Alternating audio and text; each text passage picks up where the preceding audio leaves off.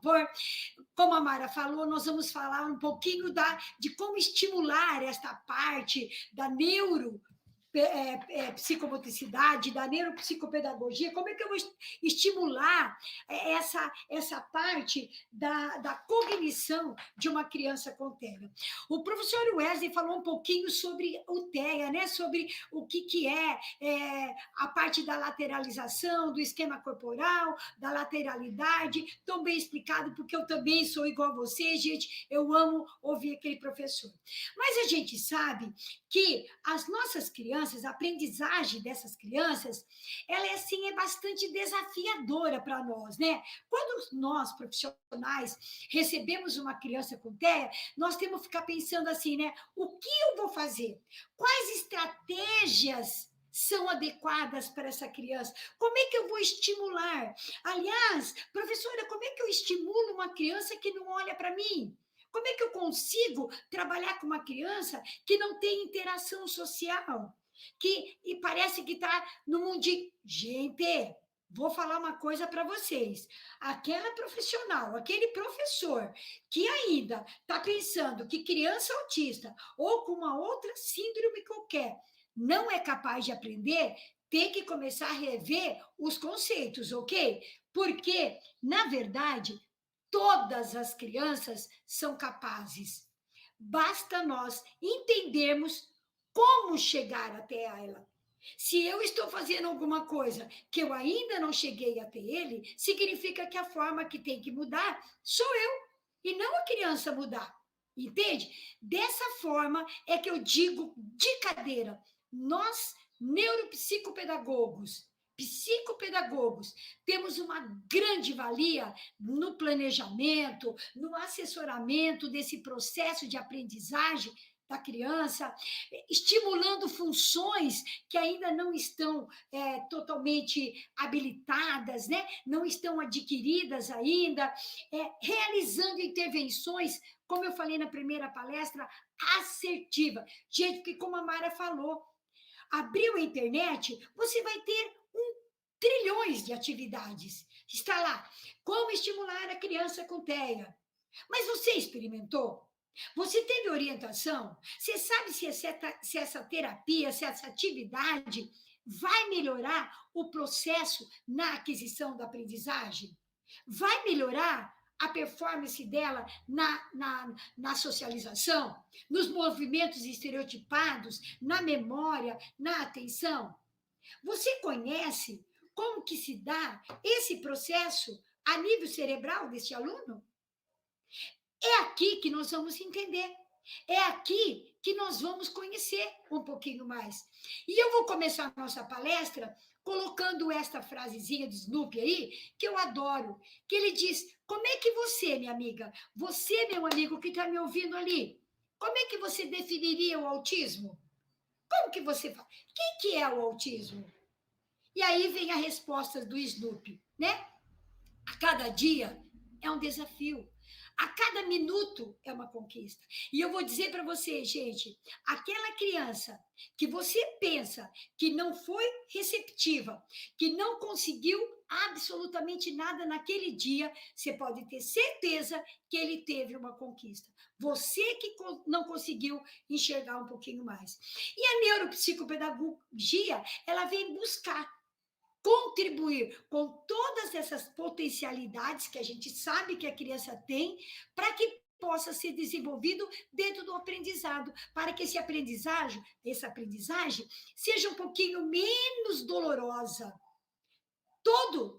Eu estou falando, gente, de tudo, tá? Dentro de um contexto terapêutico inteiro. E aí você busca melhorar, favorecer a aprendizagem dos seus alunos com TEA, uma vez que você vai procurar entender como é que o cérebro dela está atuando. Como é que o cérebro está aprendendo? Né? O professor Wesley deu uma explicaçãozinha do cérebro aí de uma forma magnífica.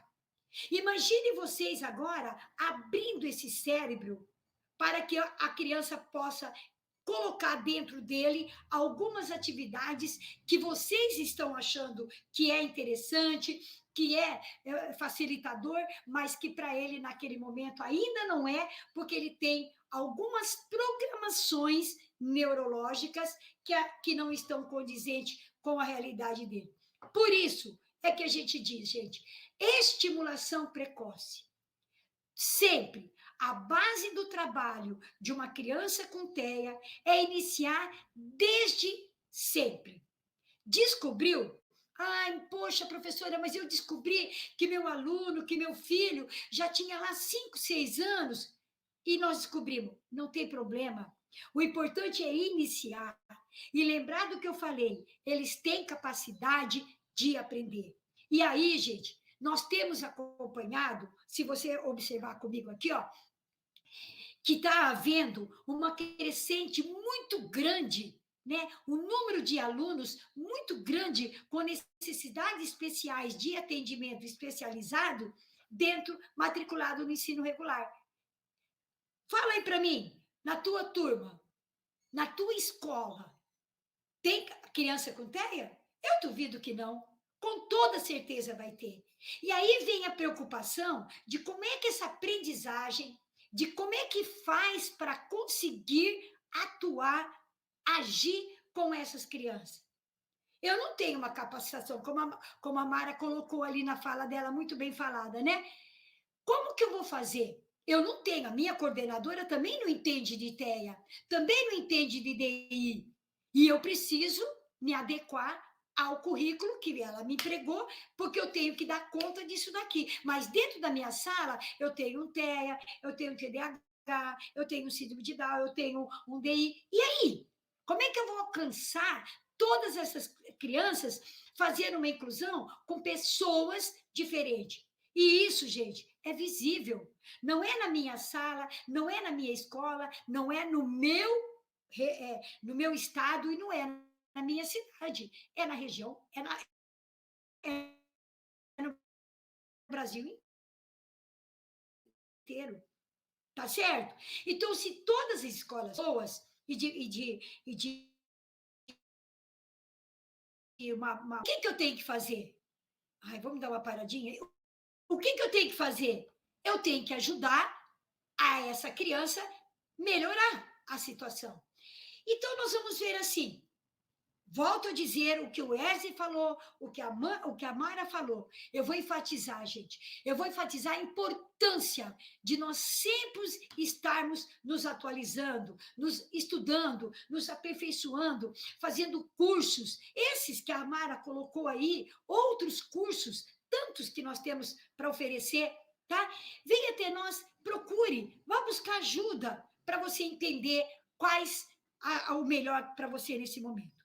Então, quais são as principais dificuldades que o TEA encontra? Em quais áreas? Todo mundo sabe, eu não vou ficar falando um pouquinho de cada um, porque a gente sabe que lá na pós nós destrinchamos isso aí, com propriedade.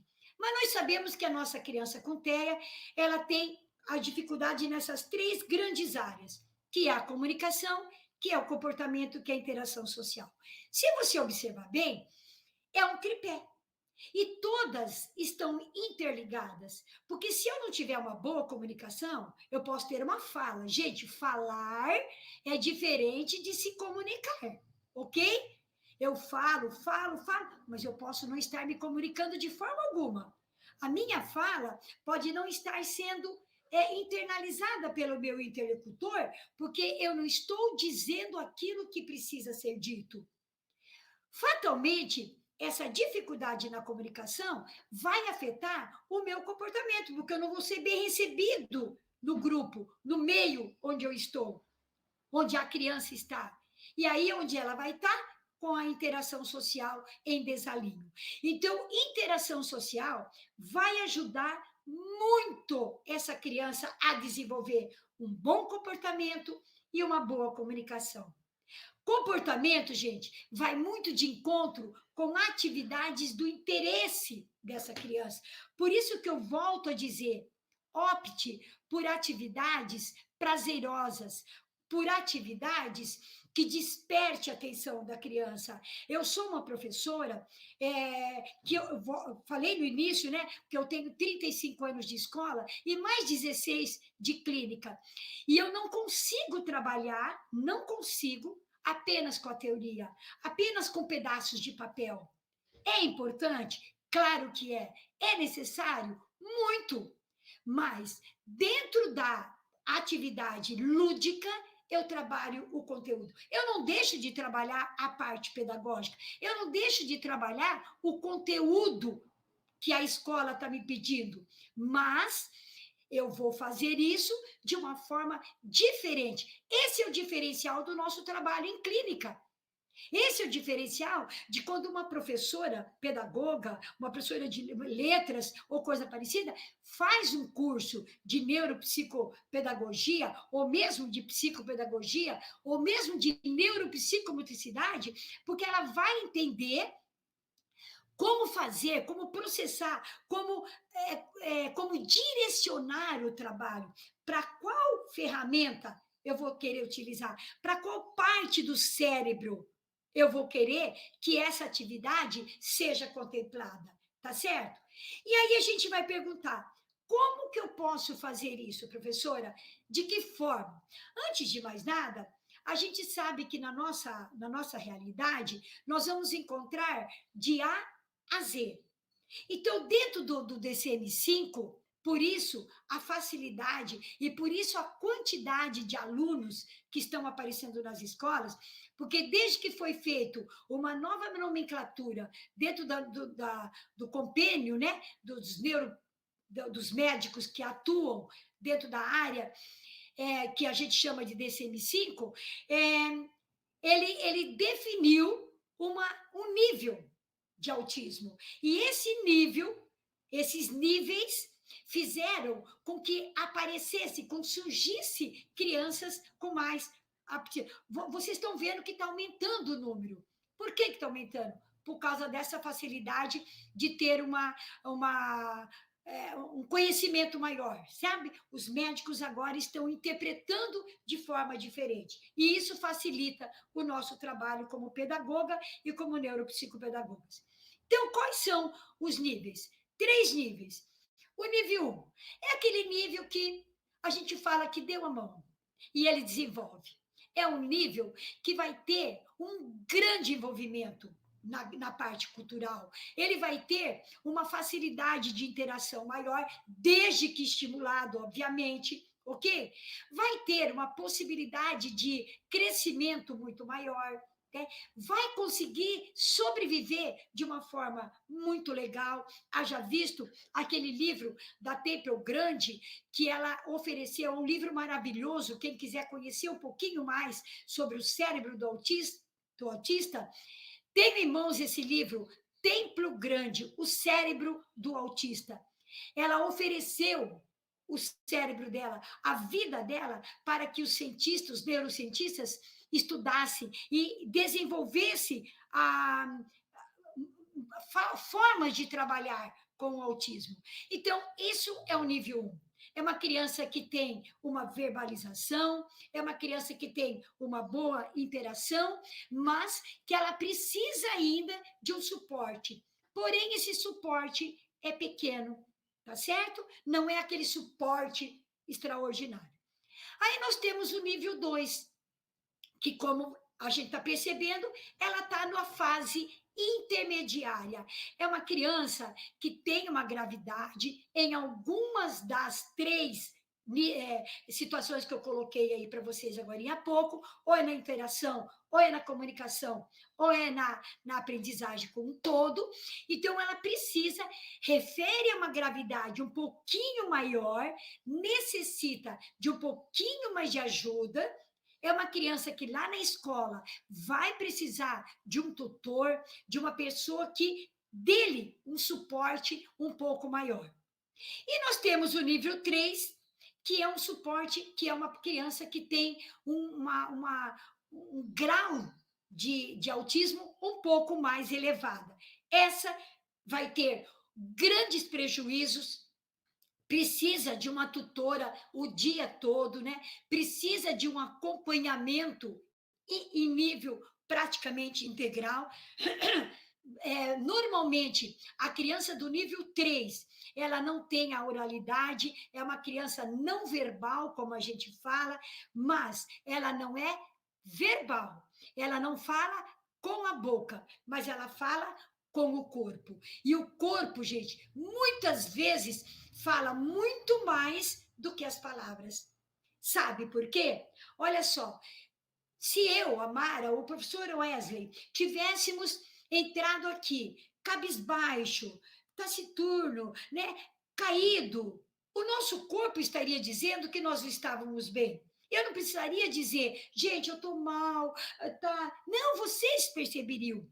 Então, é isso que faz com que nós, após um estudo minucioso, um conhecimento do porquê que aquela criança está agindo daquele ou daquela outra forma, conseguimos perceber o que ela está querendo dizer. Alguém está perguntando aí no chat o nome do livro. A autora é Templo Grande.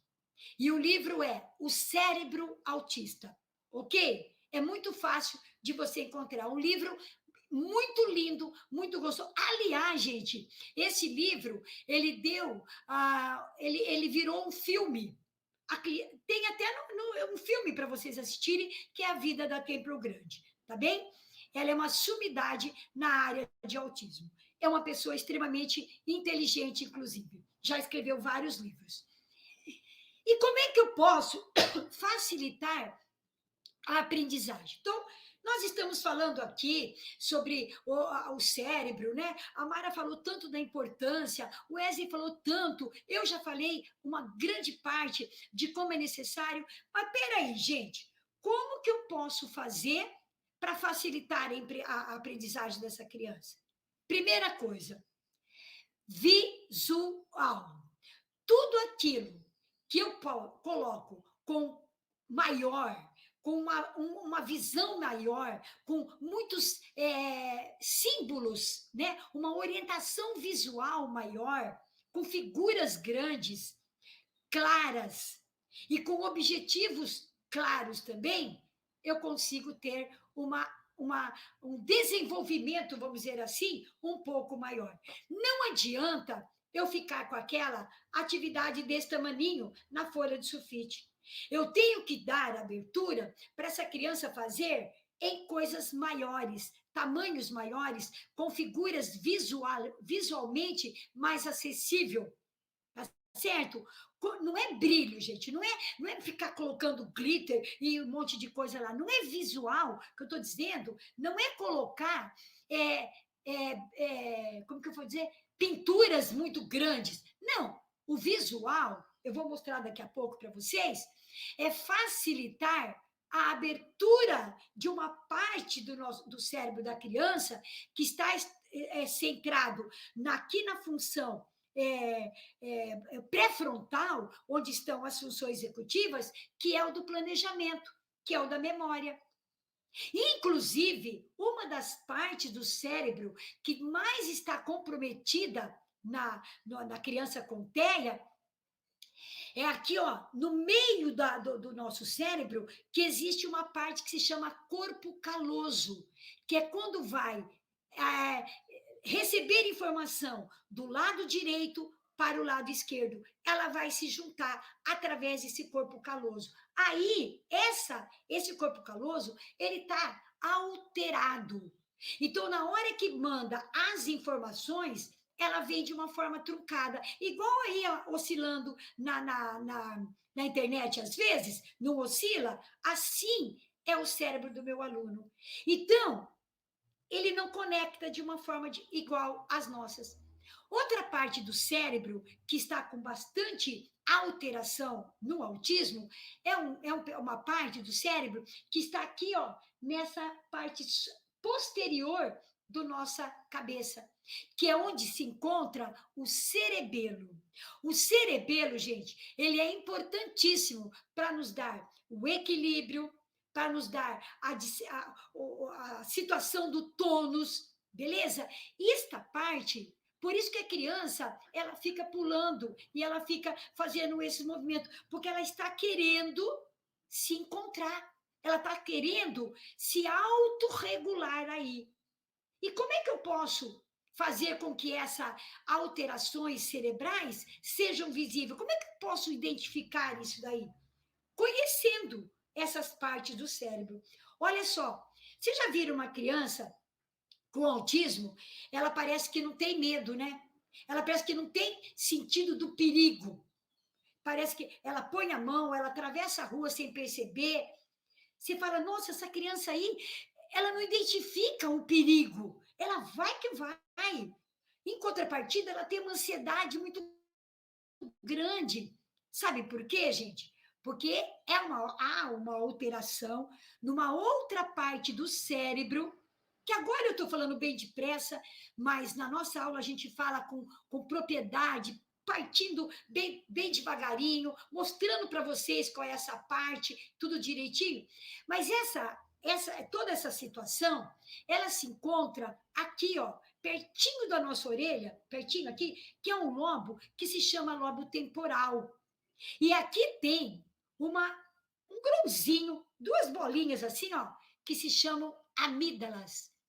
E elas têm esse nome porque, na verdade, elas são duas bolinhas que parecem amêndoas. Amêndoas, daí veio a palavra amígdalas. E essa amígdala é que vai me dar a noção, é nessa região que o aluno, que eu, que você, vamos identificar quando tem um perigo, quando nós temos medo, quando nós temos uma ansiedade, quando vai afetar também o nosso comportamento social e emocional. É nessa região aqui da amígdala, que parece, vocês vão lembrar dessa amígdala, porque ela parece duas amêndoas, por isso o nome não é amígdala da garganta, é amígdala daqui, dessa partezinha do cérebro, que ela vai segurar, que ela vai comportar, que ela vai identificar as emoções. Então, quando a criança com TEA olha para você e não percebe que você está chateada, ou que você está feliz, ou que você está triste, ou que você está desesperada por causa de uma coisa que ela fez, é por causa dessa parte aqui. Ela não identifica, gente.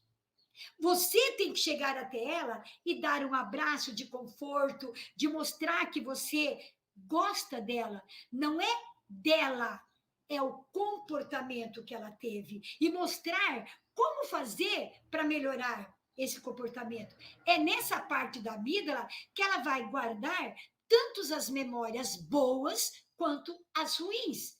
Por isso, nós temos que ter muito cuidado com a nossa interação com essa criança. Por isso, eu digo: toda vez que você for trabalhar com uma criança com TEA, gente, opte pela interação. Quanto mais interação você se preocupar em ter com essa criança, maior vai ser a possibilidade dela ter o aprendizado. Porque a partir do momento que se dá a interação, o resto vem de agrado. Entende? A partir do momento que ele está ali pertinho de você, te escutando, te olhando, não precisa nem estar te olhando, como o professor Elis falou, eu também não olho todo o tempo no olho da pessoa. Eu não preciso estar aí, ó, olhando para você, para eu poder estar te escutando, para eu poder interpretar o que você quer. Tá certo? Você pode simplesmente interagir. E de forma como que você vai interagir? Colocando tua mão sobre a dela, suavemente, quando ela começar a fazer o movimento estereotipado. Você vai estar prevenindo, tá vendo? Ó, previsibilidade. Você vai estar prevenindo uma situação que para ela também é constrangedor, perto dos amiguinhos, porque todo mundo vai ficar olhando que ela está se batendo, que ela está pulando ou coisa parecida. E aí você simplesmente toca na mãozinha dela. Você dá uma bola para ela segurar. Você dá algo que ela gosta, um ursinho, um chocalho, alguma atividade que para ela, naquele momento, é um reforçador positivo. Entende? E aí você vai ter uma consistência. Você vai fazer com que ela tenha uma aprendizagem sem erro. Entendeu? Porque você não chega nem ela permitir errar. Automaticamente você já está falando para ela. Você não precisa falar, não, não faça isso. Simplesmente você tocou na mão. Simplesmente você acariciou. Simplesmente você abraçou. Ela vai se sentir acolhida. E aí você vai perceber que ela vai ter uma interação maior com você. Ok? Muito bem. E aí você vai perguntar para mim, professora, como que eu posso dar os primeiros passos? Porque é tão difícil, professora. Eu vou falar uma coisa para você. Eu tenho uma criança com autismo lá, ela não senta, ela fica correndo na sala o tempo todo, ela atrapalha a turma, todo mundo fica falando, professora, ele vai. O que eu faço com essa criança, professora? Eu vou perguntar para você. Você ensinou o que ela tem que fazer? Você chegou para ela e disse: ora, senta, agora é hora de sentar. Poucas palavras, muita atitude. Porque a minha criança com TEA, a nível cerebral, a parte da cognição dela, sabe, é na base da imitação. Ela tem que ver. Então, se você, alguém perguntou aí, como é que eu faço quando ela põe a mão no ovo? Alguma coisa, algum estímulo naquele momento está desafiando o pequenino cérebro dela. O nosso cérebro, gente, consegue fazer uma limpeza daquilo que não precisa. A gente começa, termina uma atividade. O nosso aluno começa outra. E vai ter um monte de coisa ali. E aí a gente diz que dá aquele tchutchu, que dá aquelas crises, e você não sabe perceber se a tua criança está com crise ou se ela está fazendo uma birra. É muito diferente. Birra de crise. A birra, só para vocês terem uma ideia, a birra, ela precisa de plateia, tá? Quanto mais gente assistindo, mais birra ela vai fazer. Ela tem um tempo para começar e um tempo para terminar, porque a partir do momento que ela ganha o que ela quer, ela para. Ela tem um choro, mas é um choro que a gente fala que é de crocodilo, lágrimas de crocodilo, ok? E aí ela sai numa boa. Ela sai numa boa, sorrindo, como se nada tivesse acontecido. A crise não. A crise, ela não precisa de plateia. Aliás, ela nem está aí se tem gente olhando ou não. Ela não tem tempo para começar, muito menos para terminar. E ela pode sim receber um reforço positivo e parar, mas não é porque você deu e cedeu. Não, é porque aquilo favoreceu ela diminuir a crise. É porque através da crise ela está querendo mostrar para vocês aquilo que ela está sentindo. Maia, o nome do filme, filha, é Templo Grande, o Cérebro Autista, tá? É o mesmo nome do livro. E aí você vai ver que essa criança vai parar aos poucos. Observa se ela tem muito estímulo visual, muito estímulo auditivo, muito estímulo sinestésico, tudo ao mesmo tempo. Olha, eu estou com um aluninho de 3 anos que ele chegou até mim sem falar. Tá? Ele não conseguia falar, eu não subia 12 lances de escada, acho que é 10 lances de escada, até chegar na porta da minha clínica, ok? Hoje ele já faz tudo isso sozinho. Mas a mãe disse para mim assim, professora Luzia, o João, quando chega aqui, ele vem correndo te abraçar. Só que lá na escola, na minha casa, nos meus vizinhos, quando alguém chama, João, vem me abraçar, ele recua, ele chora e ele fala, não! Por que isso está acontecendo? E eu disse para ela, pela interação. Ele vê em mim uma pessoa que está ajudando ele. Ele vê em mim algo que ele quer fazer. Ele quer ser acarinhado, ele quer ser abraçado. Então eu não preciso pedir o abraço dele, ele que vem. Então fala para as pessoas que estão pedindo para ele abraçar, para que ele abrace ela, não pedir. Simplesmente espere. Espere ele chegar até você.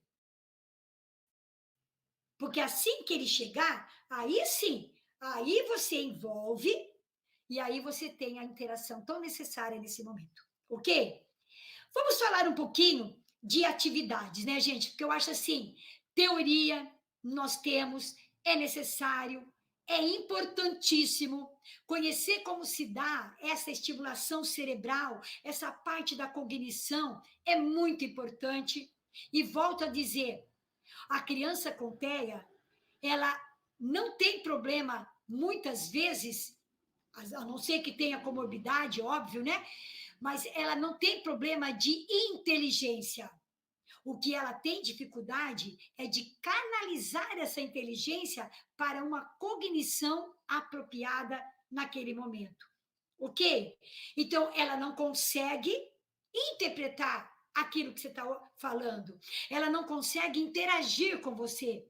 Mas ela, lá que no cérebro dela, ela já sabe. Porém, ela tem uma dificuldade de fazer tudo isso. Agora, como que eu posso analisar isso? Gente, não é um dia para o outro. Como a Mara falou, anos de experiência. No tempo que eu trabalhei na APAI, aqui na minha cidade, a primeira sala de autismo foi na APAI, onde eu estudava. E como na época eu era professora de educação física, a cúpula da minha escola, né, diretora, supervisora, coordenadora, viram em mim um potencial para trabalhar com a criança autismo, porque a única coisa que a gente sabia dessas crianças é que elas tinham uma hiperatividade muito grande. E eu, como professora de educação física, tinha que trabalhar essa atividade afoita delas. Pois muito bem. Olha, gente, não foi nada do que me falaram, ok?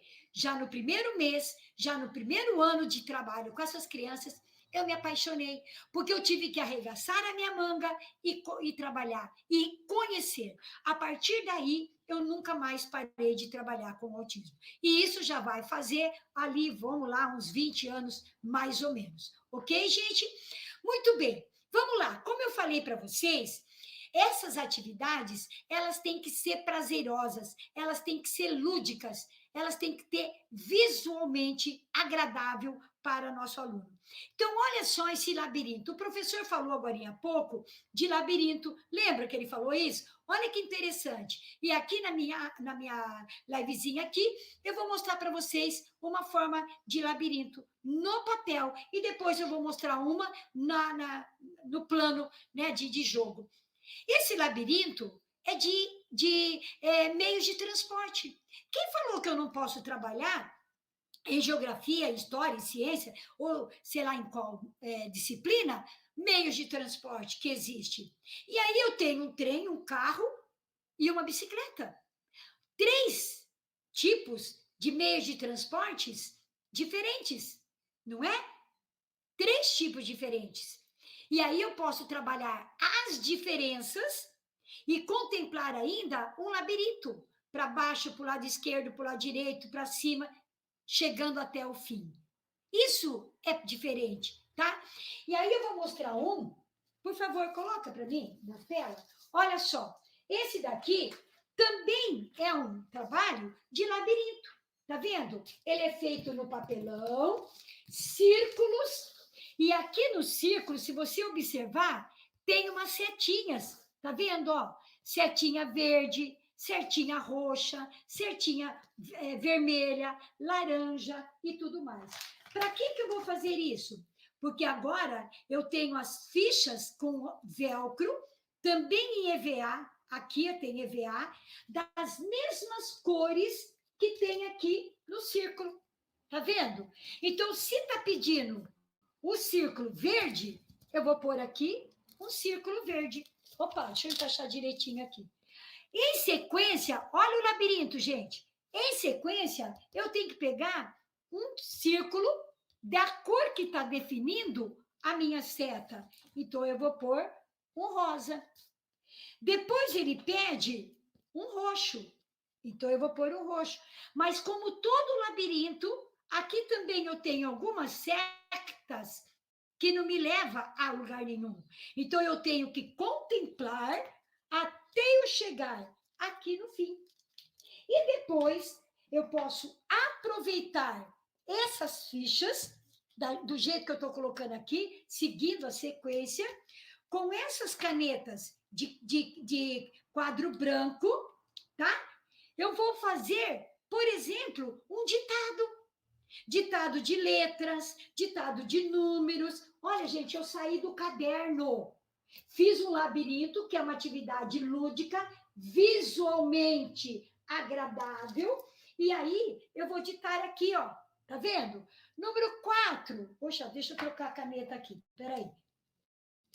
Peguei uma caneta que não funciona. Número 4. Tá vendo? Número 3. Agora você vai escrever apenas no círculo verde a letra M. Ó, agora você vai escrever no círculo azul esse som que eu estou fazendo.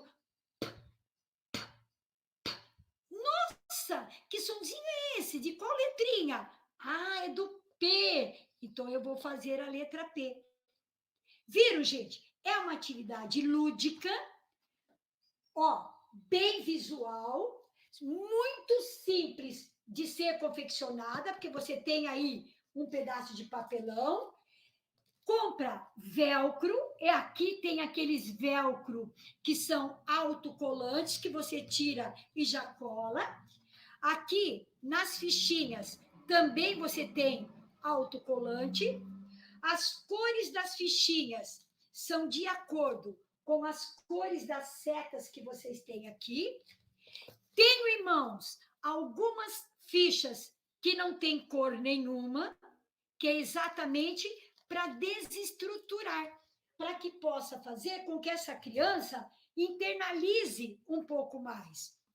Olha essa atividade, que bacana. Isso daqui, gente, nada mais é do que um boliche. Mas é um boliche, ó, percebe? Olha aqui. E aí eu vou pedir para a criança várias situações. Eu posso pedir para ele tocar no cone amarelo. Eu posso pedir para ele com aquelas bolas de piscina, sabe aquelas bolinhas de plástico de piscina? Jogar no cone verde, no cone rosa. Eu posso colocar aqui, ó, letras ou números para ela poder jogar naquela letra ou número que eu designar. Isso daqui é feito com cones de linhas de crochê, de barbante, ok? E aqui, ó, gente, é barbante mesmo, ó, tá vendo? Ó, é barbante. E é um pedaço de madeira aberto, mas que você pode fazer numa caixa grande, de qualquer coisa. Que daí, quando a criança jogar a bolinha vai cair dentro. Mas só o fato de ela estar balançando, que você pode pegar algo para bater também, ó. Tá vendo? Bata na rosa, bata no vermelho. Ou você pode fazer a fichinha para ela completar, certo? É isso que eu estou dizendo, é isso que eu falo quando eu coloquei lá, que são visuais, são coisas visuais. Deixa eu mostrar outra, já que eu estou aqui. Olha esse daqui, gente, olha que visual. Tá vendo? Só que ele tem uma fichinha. E essa fichinha, ele vai fazer a sequência. Tá vendo aqui, ó? Ó, fichinha azul, depois a verde, depois a preta. Então, ele vai colocando aqui, ó, fichinha azul, fichinha preta, aliás, verde, preta, e ela vai colocando. Após essa atividade, eu tenho aqui, ó, outras fichinhas. Tá vendo, ó? Dentro do saquinho, eu tenho uma outra sequência. Para que precisa trabalhar essa sequência? Sequência numérica, sequência de letras, sequência de sílabas, sequência de palavras, para formar uma frase, para formar um pensamento. Entenderam? Então, eu tenho que trabalhar a sequência. E quando eu peço para ele colocar na ordem, eu já estou trabalhando limites, eu já estou trabalhando a parte de comandos, que é uma coisa diferente e necessária para o meu aluno, porque o comando é que está a dificuldade. Faça isso, pula com o pé só, pula com... É difícil para eles, tá certo? Outra, pode deixar aqui que eu vou mostrar todas, depois eu saio, tá? Tá vendo isso aqui? Lembra que nós estamos trabalhando, o professor Wesley falou, da lateralidade, do domínio lateral. Olha aqui, ó, essa atividade, ela é espetacular, gente. Por quê? Porque a criança está em posições diferentes, mas aqui, ó, eu tenho a sombra da posição. Então, olha como casa, gente, parece que eu conversei com o professor Wesley, né? Olha lá, eu quero que a criança faça esse movimento aqui, ó, ou que me mostre a figura que está representando uma menina que está segurando um livro, tá? A figura que o menino está andando, a figura que o menino está levantando a mão. Faça esse movimento. Após isso, eu dou a sombra e ele vai colocar. Será que é nesse? Não, não. É nesse? Ah, não, é nesse. Ah. E aí ele coloca, porque tem velcro. Tá vendo? Ó? Tem velcro aqui atrás e velcro aqui. E aí a criança vai colocando as posições laterais, ao mesmo tempo ela está copiando os movimentos, ok? Pode colocar lá no vídeo, no slide, por favor? Muito bem. Tapa certo. Gente, o tapa certo é uma atividade extraordinária para você trabalhar o comando do eu primeiro, depois você. Eu agora, depois você. O Tapa Certo é um jogo que você encontra para comprar, é só procurar lá, Tapa Certo. Ele vem com umas mãozinhas, tá? Que na ponta das mãozinhas tem aquela borrachinha que gruda, né? Tem a borrachinha que gruda, aí você vira uma figura e ela tem que encontrar o paizinho da figura. É um jogo de memória, mas que você trabalha também com a força, com o tônus, com a interpretação e com a interação que essa criança precisa ter. Depois você pode pegar as fichas que ele colheu e falar sobre ela, dar características, fazer charadinhas. Ah, qual é o animal? Pega a figura que representa um animal que fica na lagoa. Pega a figura que representa um brinquedo que toda criança gosta de fazer e que vai lá para o ar, lá no ar.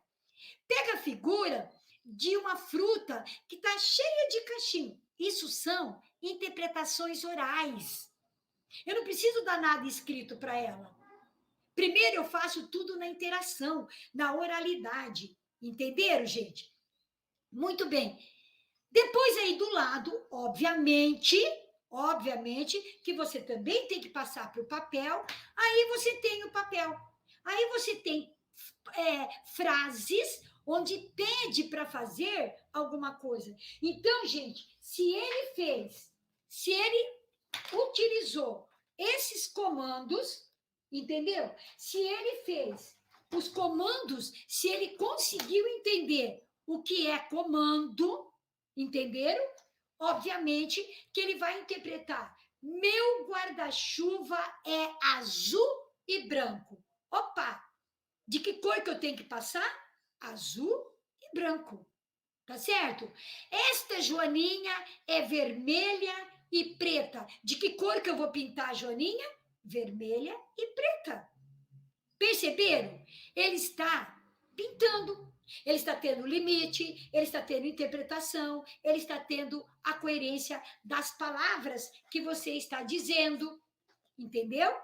Alguém está perguntando se esses materiais que eu estou mostrando aqui têm PDF. Não, gente, ela não tem PDF, tá ok? Para que você possa ter tudo isso, eu vou convidar vocês para vir fazer o curso conosco, ok? Lá eu ofereço para vocês esses vídeos, esses PDFs, para que depois vocês imprimam e tenham para vocês trabalhar com seus alunos. Infelizmente, aqui não tem como fazer. Eu dou, como a Mara falou, uma pílulazinha. E a minha, gente, é uma pílula menor do que aquela que ela apresentou ainda. Porque eu só estou mostrando, colocando a aguinha na vossa boca, enxugando a vossa babinha e esperando vocês aqui no meu curso. No curso de neuropsicopedagogia, no curso de neuropsicomotricidade, no curso de psicopedagogia, onde eu, o Wesley e tantos professores gabaritados estaremos aí dando toda essa assessoria que vocês estão querendo fazer, tá bom? Muito bem.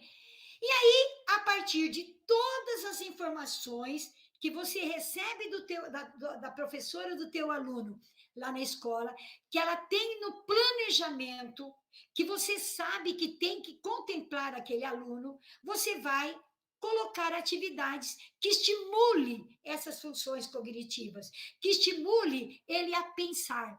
Funções cognitivas nada mais são, gente, a forma que essa criança vai fazer para pensar. Como é que ela pensa? Como é que ela vai fazer uma comparação? Como é que ela vai comparar um grosso de fino, um pesado de um leve? Como é que ela vai fazer? Vou pegar aqui para mostrar para vocês, e eu tenho aqui na minha mão um material que vocês devem jogar fora, que são esses potinhos aqui, gente, de pó royal. Tá vendo? Aqui eu tenho pedra, dá para vocês ouvirem? Aqui eu tenho serragem, aquele pozinho que sai da madeira, tá? Agora a criança vai pegar na mão, aqui tem pedra. Sem você olhar, o que você acha que está pesando mais? A serragem ou a pedra? Nesse contexto, ela vai fazer uma discriminação. Ela vai fazer uma estimulação das operações mentais, né, da parte da cognição, e vai comparar. Mas ela vai pegar na mão, ela vai sentir. E ela pode, claro que eu tenho vários desse, aí ela vai classificar qual é o mais leve, aí vai adequando classificação por cor, por forma, por tamanho, por espessura, tá? Inclusive, tem os potinhos como é que fala? Desse troço aqui, ó. Ó, eu tenho menor. Ó, tá vendo, ó? É o mesmo. Só que esse é grande, esse é pequeno. Tá vendo aqui, ó? E aí a criança vai se adequando, ela vai fazendo a seriação. Tudo isso é extremamente importante para a criança quando ela vai trabalhar matemática. Tá bem? Discriminativo. Olha ali. Como é que ela pode pegar isso daqui, ó, e ver a carinha de quem que é que está escondido aqui na cerca aqui? Ela só vai pegar e ligar. Isso é associar.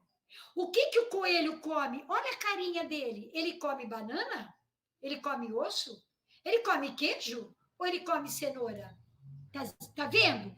Tudo isso não está no meu planejamento, não está lá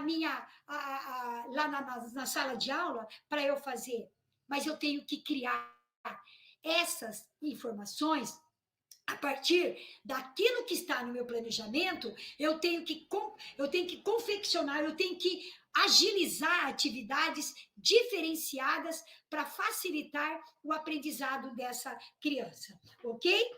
Aí nós temos, olha, descubra a palavra. Gente, quer uma coisa mais difícil do que a matemática para a criança com TEA? Com ou não, ou sem a comorbidade? Por quê? Porque a matemática é abstrata. Então, quando você dá aquele mundaréu de continhas, né, de operações para ela fazer, se torna cansativo, enfadonho. E eu digo isso não só para criança com TEA. Para uma criança atípica ou típica, tanto faz, você pode utilizar essas atividades. Olha só esse daqui, ó. Você vai somar todos os números que estão aqui com 3. Olha, 7 com 3, 10. Aí, que letra que tem embaixo do 7? A letra B. Então, onde tem o número 10, você vai colocar a letra B. E aqui, ó, tá vendo? Vai sair uma palavra. Olha que legal! Olha que animado que a criança vai fazer essas operações. Olha aqui, ó, você está trabalhando tipos de animais, mas de uma certa forma, esse material é plastificado, tá? E a criança só vai colocar. Sabe? Claro que ela sabe. Mas ela não precisa necessariamente pegar no lápis, utilizar a borracha, porque muitas crianças têm a parte sensorial muito comprometida e ela não gosta desse tipo de coisa, tá? Deixei aqui outras atividades. Uma caixa sensorial. Opa, já, só mais um minutinho, só mais um Tranquilo, pouquinho. professor. Pode finalizar Tá bom. tranquilo. Tá bom. Olha lá, uma caixa sensorial, gente, uma discriminação visual. A caixa surpresa, essa caixa surpresa, faça diferente, faça com 2 buracos, ao invés de ter só o de cima. Porque a criança coloca a mão dentro do buraco e você coloca para o outro lado. Aí você encontra a mãozinha dela lá dentro. Vai dar uma sensação super gostosa. Olha aqui, ó, pareamento com objetos, frutinhas pequenas, frutinhas de plásticos que você tiver aí, e aí você pode colocar ou a palavra, ou a letra inicial, ou a própria figura para ela fazer esse pareamento aí, tá bem? Músicas, fantoches, jogos, gente, de todos os tipos, para que ela possa compartilhar, como eu falei para você. O que é compartilhamento? É eu fazer, ele fazer. Agora é minha vez, agora é a vez dele. Boliche, como eu mostrei para vocês agora há pouco, né? O quadro imantado, porque com o quadro imantado eu vou trabalhar com imãs. É muito genial trabalhar com imãs. Esse jogo do dado das ações, eu não poderia deixar de mostrar para vocês um dado, confecciona um dado grandão, e para cada lado do dado eu vou ter uma ação. Você vai estar trabalhando a parte da neuropsicomotricidade, que é pular, rodar, escorregar, apertar, balançar. Tudo isso vai fazer com que você tenha uma interação com o teu aluno. Então, saiu lá, apertar. Vai lá, aperta a criança, abraça ela, deixa ela te sentir e você sentir ela, tá bem? Muito bem, gente. Eu vou terminar falando essa frase. Eu gosto muito de deixar essa frase. Olha, se permitisse, eu ficaria aqui tempos falando, porque é um assunto que eu sou apaixonada, é a criança com TEA, tá? Eu dou aula no curso de AE, eu dou aula no curso de TDAH, então eu convido vocês, gente, venham conhecer todos os cursos e eu vou ter o maior prazer de dar essa gama de atividades que vocês viram aqui, mas de uma forma mais tranquila, mais cuidadosa, né, possibilitando vocês a terem, inclusive, os materiais, certo? Olha, encerro a minha aula, a minha participação aqui, agradecendo profundamente e dizendo isso que está escrito ali, ó. Criança difícil, gente, não existe.